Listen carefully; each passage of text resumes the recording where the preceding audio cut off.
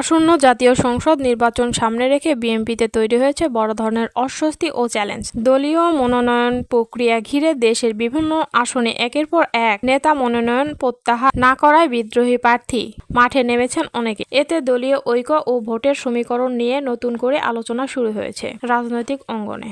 ব্রাহ্মণবাড়িয়া ২ আসনে বিএনপির সাবেক আন্তর্জাতিক বিষয়ক সহ সম্পাদক রুমিন ফারহানা মনোনয়ন প্রত্যাহার করেননি। এ আসনে উলামায়ে ইসলামের কেন্দ্রীয় যুগ্ম মহাসচিব জুনায়েদ আল হাবিবকে সমর্থন দিয়েছে বিএনপি। কিন্তু দলীয় সিদ্ধান্তের বাহিরে গিয়ে রুমিন ফারহানা শক্ত প্রতিদ্বন্দ্বী হিসেবে দাঁড়িয়ে পড়ায় শেষ পর্যন্ত তাকে দল থেকে বহিষ্কার করা হয়েছে। পটুয়াখালী ৩ আসনে একই চিত্র।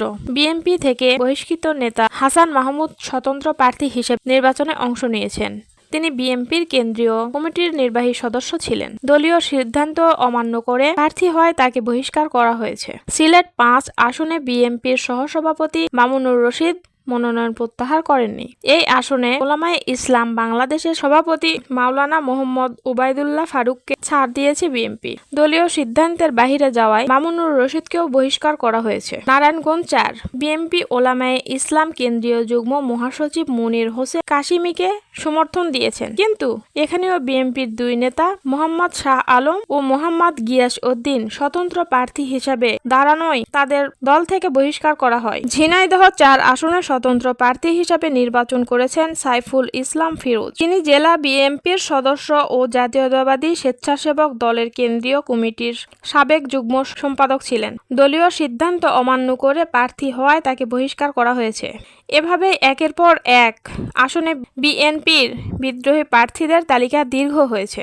দলীয় সূত্রে জানা যায়, দীর্ঘদিন রাজনীতিতে সক্রিয় থেকেও অনেকে মনোনয়ন না পাওয়ায় ক্ষুব্ধ হয়ে পড়েছে। কেউ স্বতন্ত্র প্রার্থী হিসাবে নির্বাচনে অংশ নিচ্ছেন, আবার কেউ প্রকাশ্যে দলীয় সিদ্ধান্তের বিরোধিতা করছেন। রাজধানীর গুরুত্বপূর্ণ শিল্প এলাকা ১২ আসনেও দেখা গেছে ভিন্ন চিত্র। এখানে গণতন্ত্র মঞ্চের শরিক দল বিপ্লবী ওয়ার্কার্স পার্টির সাধারণ সম্পাদক সাইফুল হককে প্রার্থী করেছেন বিএনপি।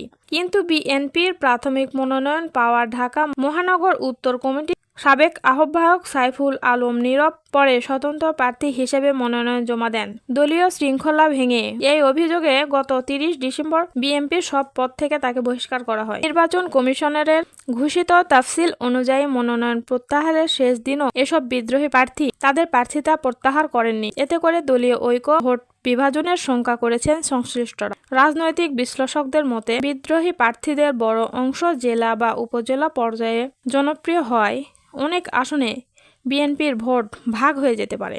এর প্রভাব পড়তে পারে নির্বাচনের ফলাফলে। সব মিলিয়ে আসন্ন জাতীয় সংসদ নির্বাচনকে সামনে রেখে বিএনপির জন্য এটি একটি বড় পরীক্ষা। দলীয় শৃঙ্খলা, ঐক্য ও ভোটের সমীকরণ সবকিছু এখন খুব কঠিন বাস্তবতার মুখোমুখি।